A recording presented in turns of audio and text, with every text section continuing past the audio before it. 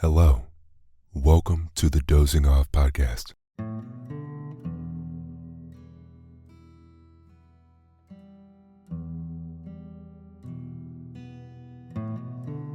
I'm your host and narrator, Lance Lewis, and this is a podcast where I'll read you to sleep.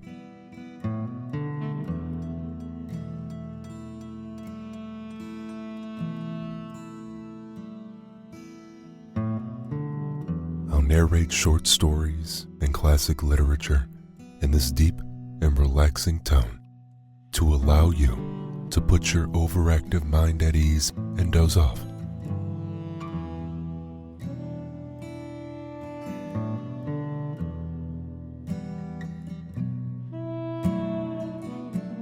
Tonight, I've got another Nathaniel Hawthorne short story from 1851. Tonight, we have The Snow Image, a Childish Miracle.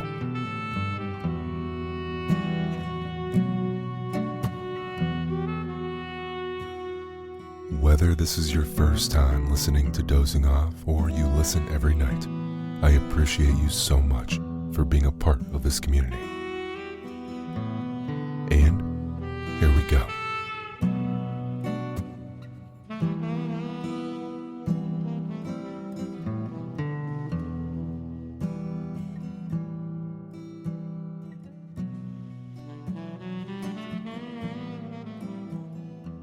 The Snow Image, a Childish Miracle.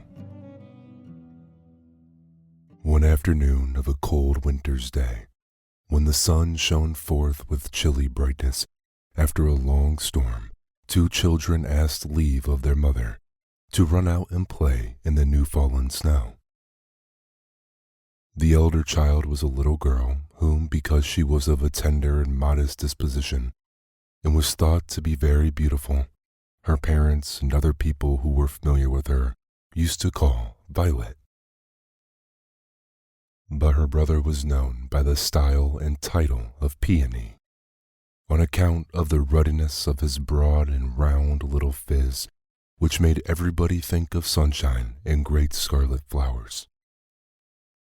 The father of these two children, a certain Mr. Lindsay, it is important to say, was an excellent but exceedingly matter-of-fact sort of man, a dealer in hardware, and was sturdily accustomed to what it is called the common-sense view of all matters that came under his consideration.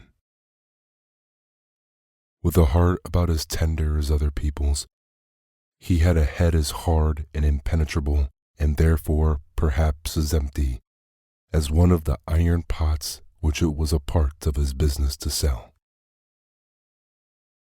The mother's character, on the other hand, had a strain of poetry in it, a trait of unworldly beauty, a delicate and dewy flower, as it were, that had survived out of her imaginative youth and still kept itself alive amid the dusty realities of matrimony and motherhood.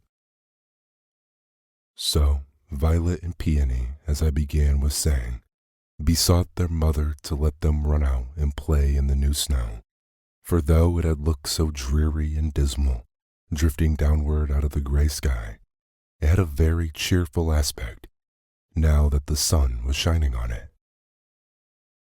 The children dwelt in a city, and had no wider play place than a little garden before the house, divided by a white fence from the street, and with a pear tree and 2 or 3 plum trees overshadowing it, and some rose bushes just in front of the parlor windows. The trees and shrubs, however, were now leafless, and their twigs were enveloped in the light snow, which thus made a kind of wintry foliage, with here and there a pendant icicle for the fruit. "Yes, Violet, yes, my little Peony," said their kind mother. "You may go out and play in the new snow."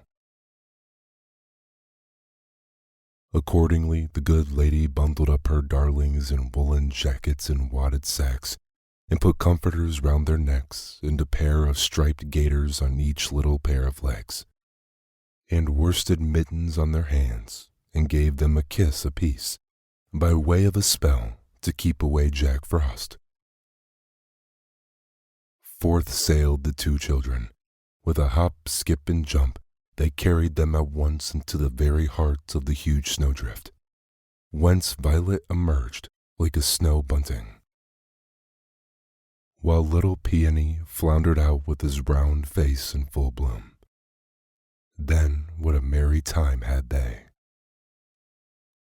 To look at them, frolicking in the wintry garden, you would have thought that the dark and pitiless storm had been sent for no other purpose but to provide a new plaything for Violet and Peony, and that they themselves had been created as the snowbirds were, to take delight only in the tempest and in the white mantle which had spread over the earth.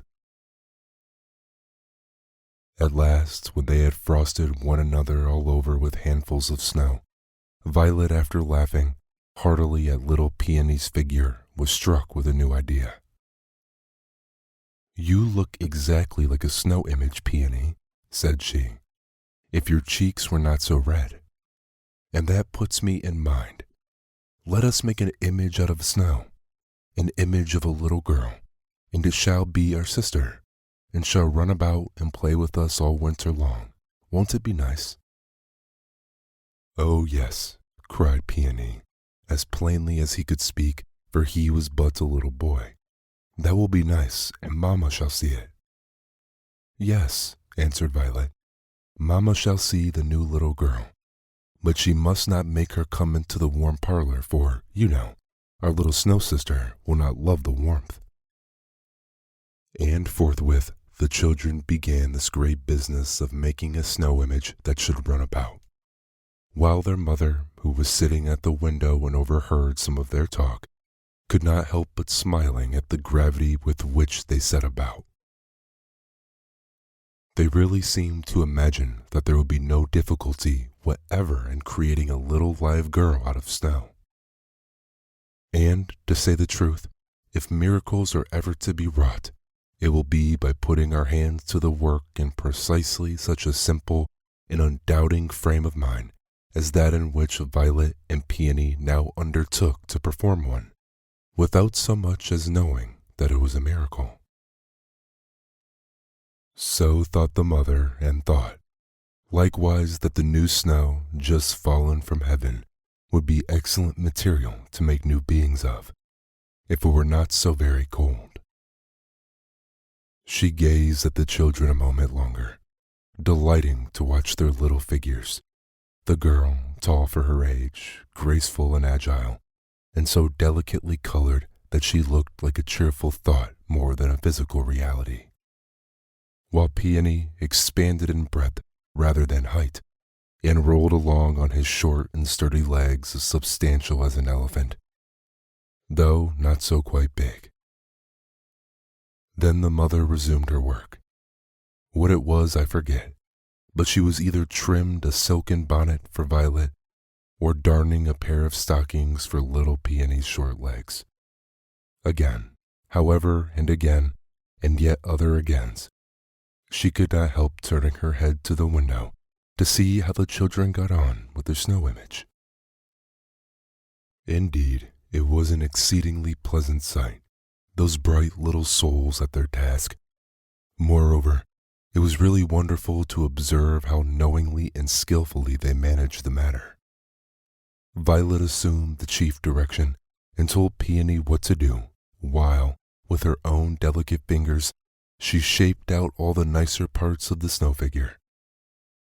It seemed, in fact, not so much to be made by the children as to grow up under their hands while they were playing and prattling all about. Their mother was quite surprised at this, and the longer she looked, the more and more surprised she grew. "What remarkable children mine are," thought she, smiling with a mother's pride and smiling at herself too for being so proud of them. What other children could have made anything so like a little girl's figure out of snow at the first trial?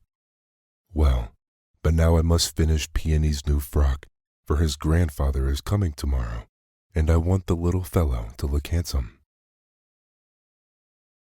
So she took up the frock, and was soon as busily at work again with her needle as the two children with their snow image, But still, as the needle traveled hither and thither through the seams of the dress, the mother made her toil light and happy by listening to the airy voices of Violet and Peony.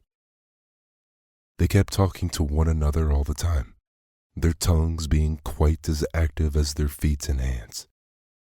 Except at intervals, she could not distinctly hear what was being said, but had merely a sweet impression that they were in a most loving mood, and were enjoying themselves highly, and that the business of making the snow image went prosperously on. Now and then, however, when Violet and Peony happened to raise their voices, the words were as audible as if they had been spoken in the very parlor where the mother sat.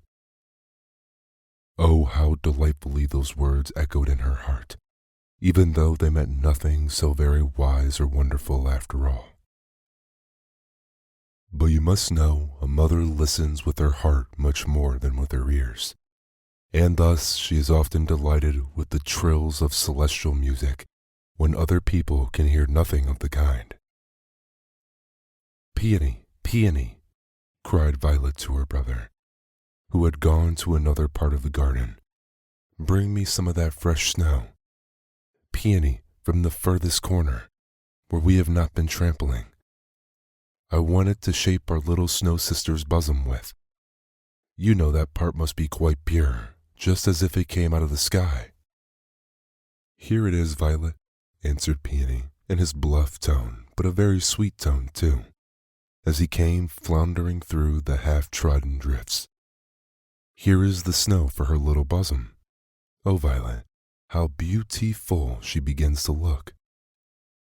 "Yes," said Violet thoughtfully and quietly, "our snow sister does look very lovely. I did not quite know, Peony, that we could make such a sweet little girl as this." The mother, as she listened, thought how fit and delightful an incident it would be if fairies, or still better, if angel children were to come from paradise and play invisibly with her own darlings, and help them make their snow image, giving it features of celestial babyhood. Violet and Peony would not be aware of their immortal playmates, only they would see that the image grew very beautiful while they worked at it, and would think that they themselves had done it all. My little girl and boy deserve such playmates, if mortal children ever did, said the mother to herself, and then she smiled at her own motherly pride. Nevertheless, the idea seized upon her imagination. Ever and anon, she took a glimpse out of the window, half dreaming that she might see the golden-haired children of paradise sporting with her own golden-haired Violet and bright-cheeked Peony. Now, for a few moments, there was a busy and earnest but indistinct hum of the two children's voices, as Violet and Peony wrought together with one happy consent. Violet still seemed to be the guiding spirit, while Peony acted rather as a laborer and brought her the snow from far and near. And yet the little urchin evidently had a proper understanding of the matter too. "Peony, Peony," cried Violet, for her brother was again at the other side of the garden. "Bring me those light wreaths of snow that have rested on the lower branches of the pear tree. You can clamber on the snowdrift, Peony, and reach them easily. I must have them to make some ringlets for our snow sister's head." "Here they are, Violet," answered the little boy. "Take care you do not break them. Well done, well done, how pretty." "Does she not look sweetly?" said Violet, with a very satisfied tone. "And now we must have some little shining bits of ice to make the brightness of her eyes. She is not finished yet. Mamma will see how very beautiful she is, but Papa will say, 'Tush, nonsense, come in out of the cold.'" "Let us call Mamma to look out," said Peony, and then he shouted lustily, "Mamma, Mamma, Mamma, look out and see what a nice idle girl we are making." The mother put down her work for an instant and looked out the window. But it so happened that the sun, for this was one of the shortest days of the whole year, had sunken so nearly to the edge of the world that his setting shine came obliquely into the lady's eyes. So she was dazzled, you must understand, and could not very distinctly observe what was in the garden. Still, however, through all that bright, blinding dazzle of the sun and the new snow, she beheld a small white figure in the garden that seemed to have a wonderful deal of human likeness about it. And she saw Violet and Peony indeed. She looked more at them than at the image. She saw the two children still at work, Peony bringing the fresh snow, and Violet applying it to the figure as scientifically as a sculptor adds clay to his model. Indistinctly as she discerned the snow child, the mother thought to herself that never before was there a snow figure so cunningly made, nor ever such a dear little girl and boy to make it. They do everything better than other children, said she very complacently. No wonder they make better snow images. She sat down again at her work, and made as much haste with it as possible, because twilight would soon come, and Peony's frock was not yet finished, and grandfather was expected by railroad pretty early in the morning. Faster, faster, therefore, went her flying fingers. The children likewise kept busily at work in the garden, and still the mother listened whenever she could catch a word. She was amused to observe how their little imaginations had got mixed up with what they were doing and carried away by it. They seemed positively to think that the snow child would run about and play with them. What a nice playmate she will be for us all winter long, said Violet. I hope Papa will not be afraid of her giving us a cold. Shan't you love her dearly, Peony? Oh, yes, cried Peony. And I will hug her, and she shall sit down close by me and drink some of my warm milk. Oh, no, Peony, answered Violet with grave wisdom. That will not do at all. Warm milk will not be wholesome for our little snow sister. Little snow people like her eat nothing but icicles. No, no, Peony, we must not give her anything warm to drink. There was a minute or two of silence, for Peony, whose short legs were never weary, had gone on a pilgrimage again to the other side of the garden. All of a sudden, Violet cried out loudly and joyfully, Look here, Peony, come quickly. A light has been shining on her cheek out of that rose-colored cloud, and the color does not go away. Is not that beautiful? Yes, it is beautiful, answered Peony, pronouncing the 3 syllables with deliberate accuracy. Oh, Violet, only look at her hair. It is all like gold. Oh, certainly, said Violet with tranquility, as if it were very much a matter of course. That color, you know, comes from the golden clouds that we see up there in the sky. She's almost finished now, but her lips must be made very red, redder than her cheeks. Perhaps, Peony, it would make them red if we both kissed them. Accordingly, the mother heard 2 smart little smacks, as if both her children were kissing the snow image on its frozen mouth. But as this did not seem to make the lips quite red enough, Violet next proposed that the snow child should be invited to kiss Peony's scarlet cheek. Come now, little sister, kiss me, cried Peony.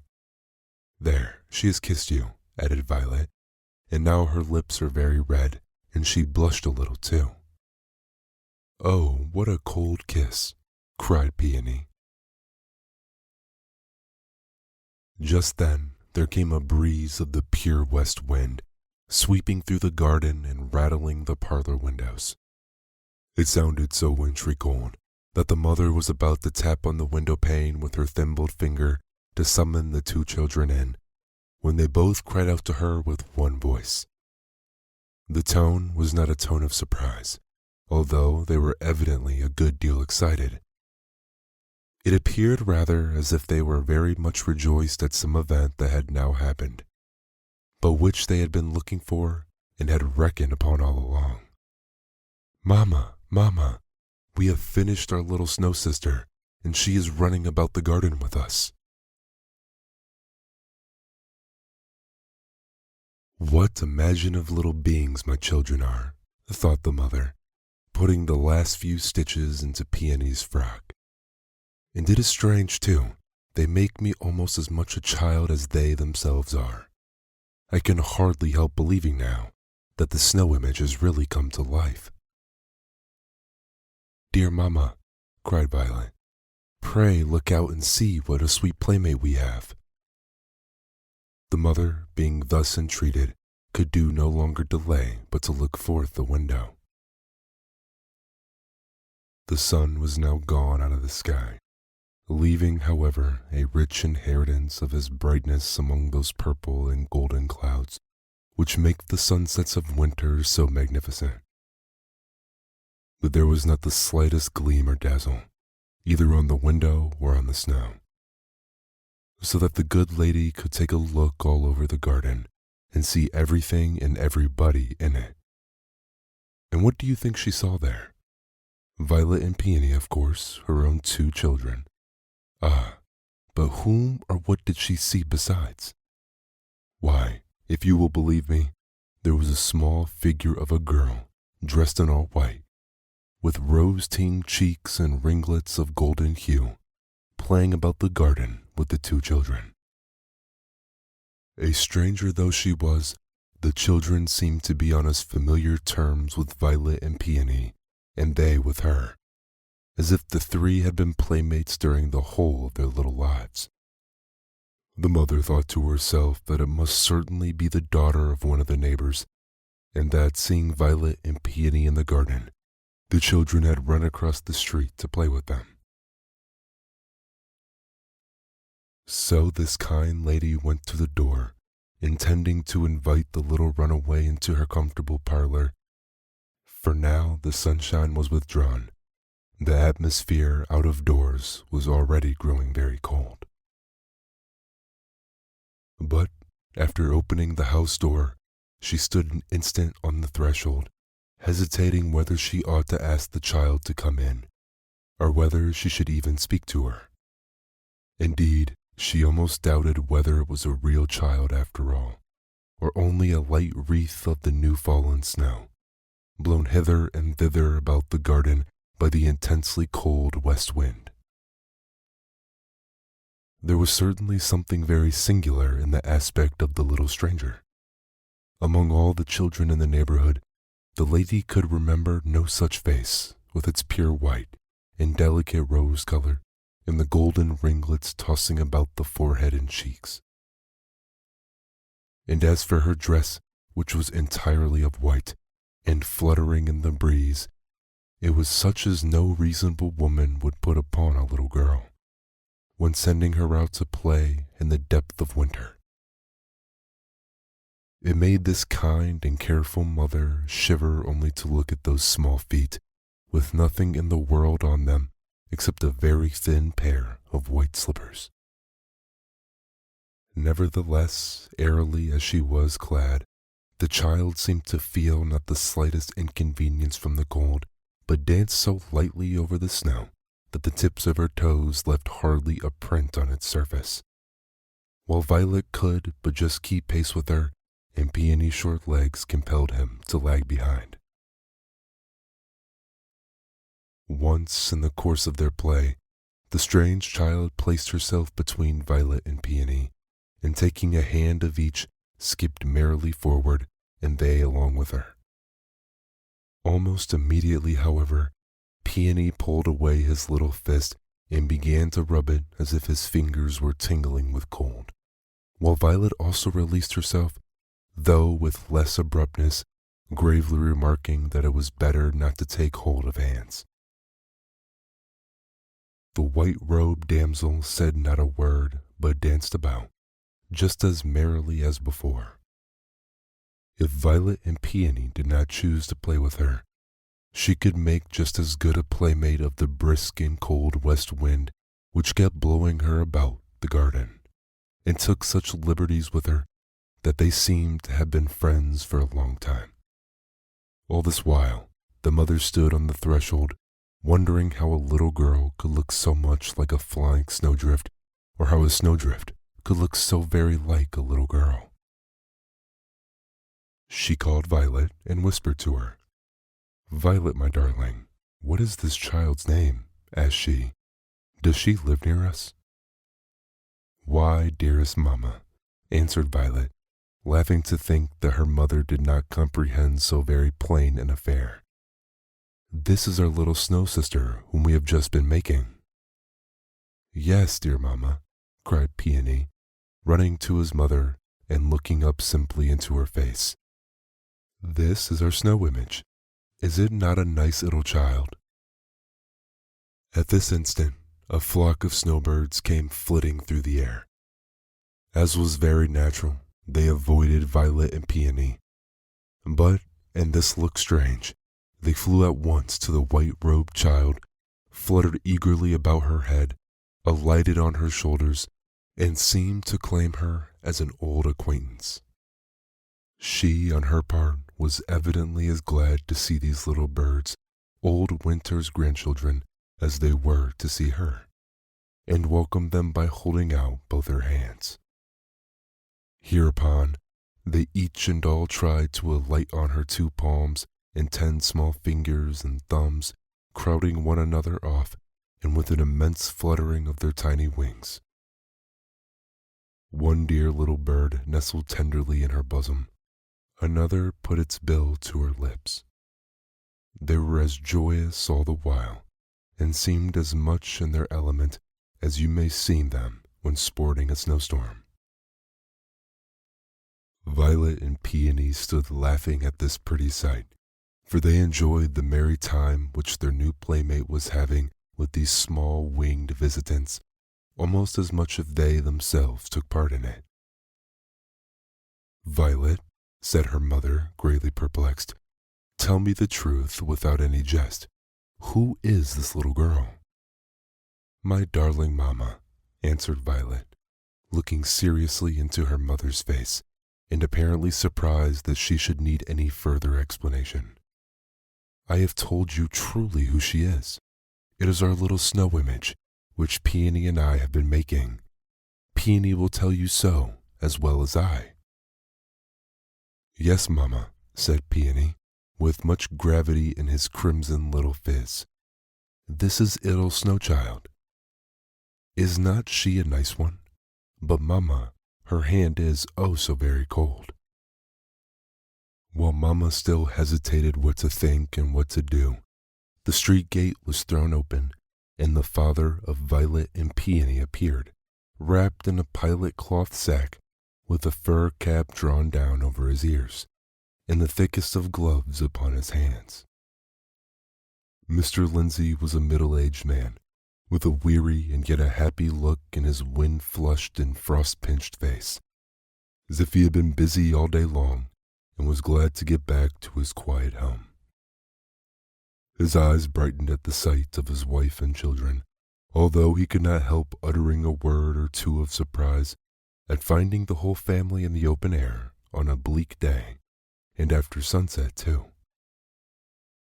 He soon perceived the little white stranger sporting to and fro in the garden like a dancing snow wreath, and the flock of snowbirds fluttering about her head. "Pray, what little girl may that be?" inquired this very sensible man. "Surely her mother must be crazy to let her go out in such bitter weather as it has been today, with only that flimsy white gown and those thin slippers." "My dear husband," said his wife, "I know no more about the little thing than you do. Some neighbor's child, I suppose. Our Violet and Peony," she added, laughing at herself for repeating so absurd a story, "insist that she is nothing but a snow image, which they have been busy about in the garden almost all afternoon." As she said this, the mother glanced her eyes toward the spot where the children's snow image had been made. What was her surprise on perceiving that there was not the slightest trace of such labor, no image at all. No piled up heap of snow, nothing whatever, save the prints of little footsteps around a vacant space. "That is very strange," said she. "What is strange, dear mother?" asked Violet. "Dear father, do you not see how it is? This is our snow image, which Peony and I have made, because we wanted another playmate. Did we not, Peony?" "Yes, Papa," said Crimson Peony. "This be our little snow sister. Is she not beautiful? But she gave me such a cold kiss." "Puh, nonsense, children," cried their good, honest father, who, as we have already intimated, had an exceedingly common-sensible way of looking at matters. "Do not tell me of making live figures out of snow. Come, wife, this little stranger must not stay out in the bleak air a moment longer. We will bring her into the parlor, and you shall give her a supper of warm bread and milk, and make her as comfortable as you can. Meanwhile, I will inquire among the neighbors, or, if necessary, send the city crier about the streets to give notice of a lost child." So saying, this honest and very kind-hearted man was going toward the little white damsel with the best intentions in the world. But Violet and Peony, each seizing their father by the hand, earnestly besought him not to make her come in. "Dear father," cried Violet, putting herself before him, "it is true what I've been telling you. This is our little snow girl, and she cannot live any longer than while she breathes the cold west wind. Do not make her come into the hot room." "Yes, father," shouted Peony, stamping his little foot, so mightily was he in earnest. "This be nothing without our little snow child. She will not love the hot fire." "Nonsense, children, nonsense, nonsense," cried the father, half vexed, half laughing at what he considered their foolish game.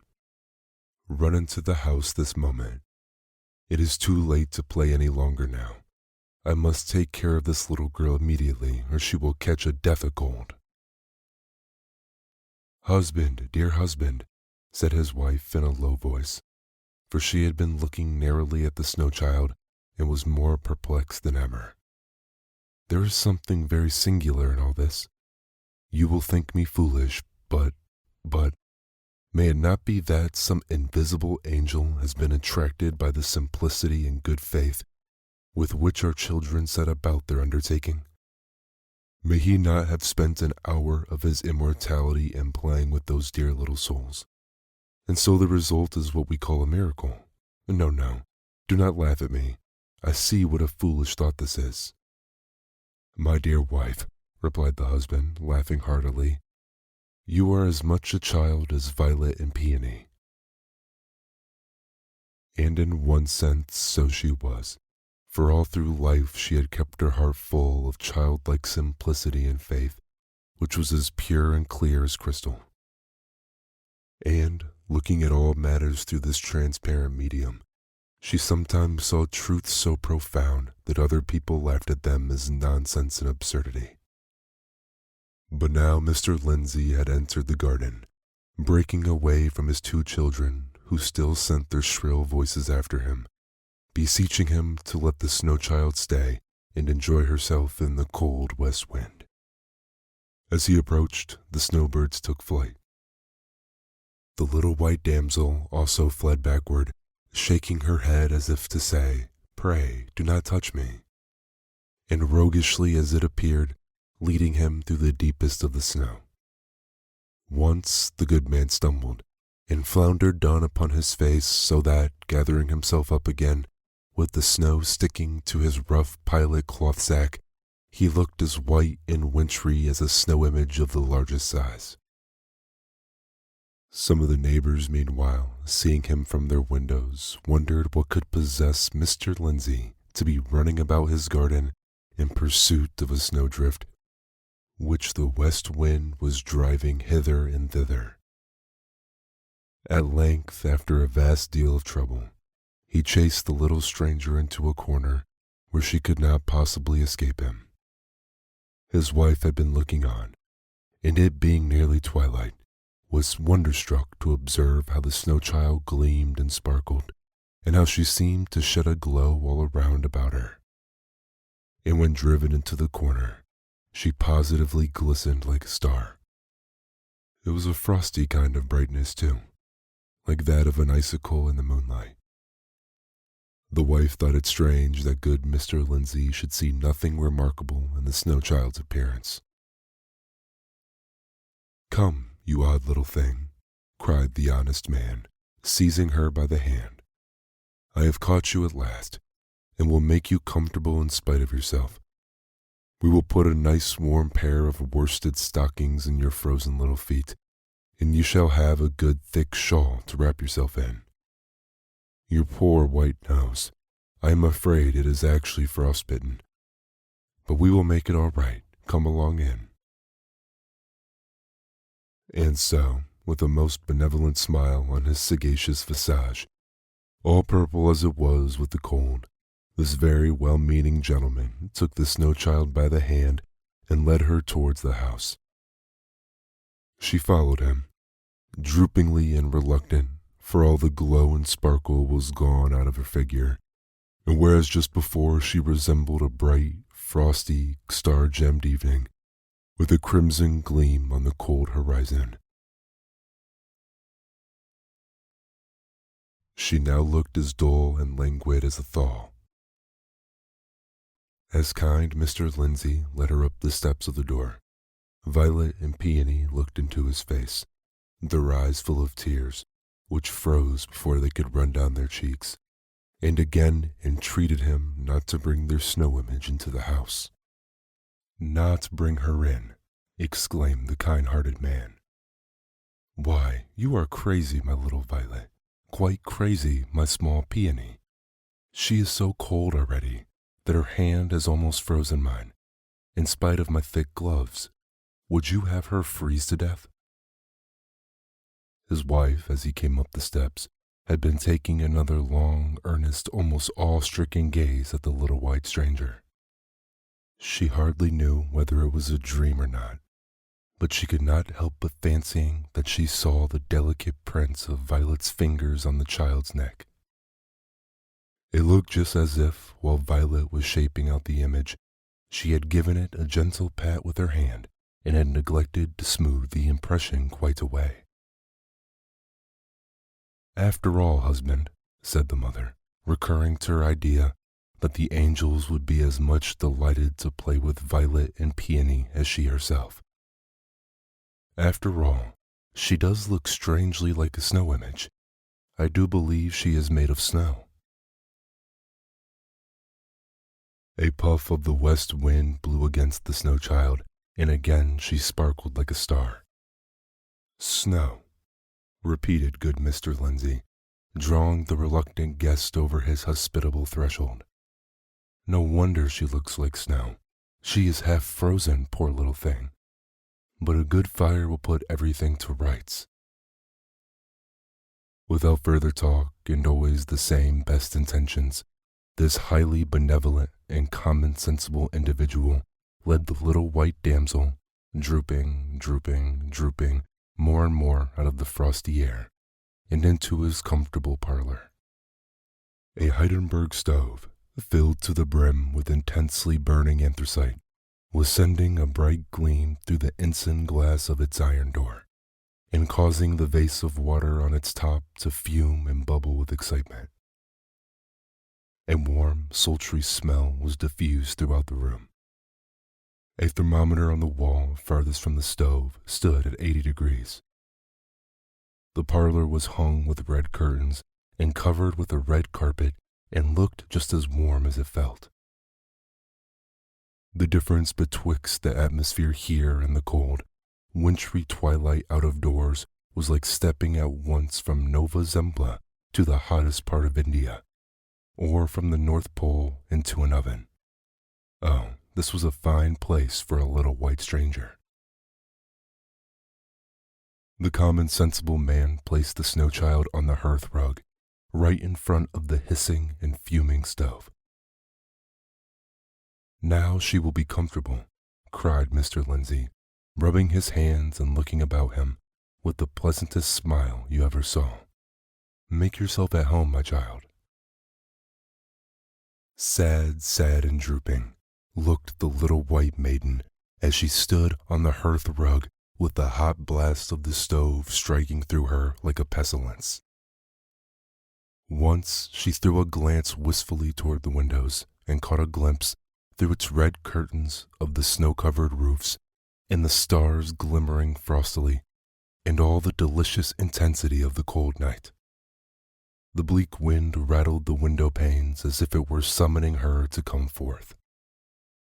But there stood the snow child, drooping before the hot stove. But the common, sensible man saw nothing amiss.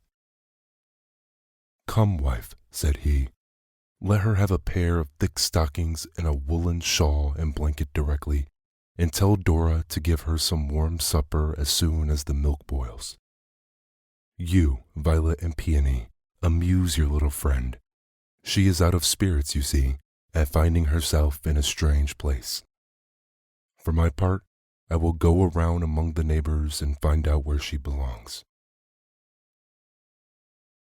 The mother, meanwhile, had gone in search of the shawl and stockings, for her own view of the matter, however subtle and delicate, had given way, as it always did, to the stubborn materialism of her husband. Without heeding the remonstrances of his two children, who still kept murmuring that their little snow sister did not love the warmth, good Mr. Lindsay took his departure, shutting the parlor door carefully behind him. Turning up the collar of his sack over his ears, he emerged from the house and had barely reached the street gate when he was recalled by the screams of Violet and Peony and the rapping of a thimbled finger against the parlor window. "Husband, husband," cried his wife, showing her horror-stricken face through the window panes. "There is no need of going for the child's parents." "We told you so, father," screamed Violet and Peony as he re-entered the parlor. "You would bring her in, and now our poor, dear, beautiful little sister has thawed."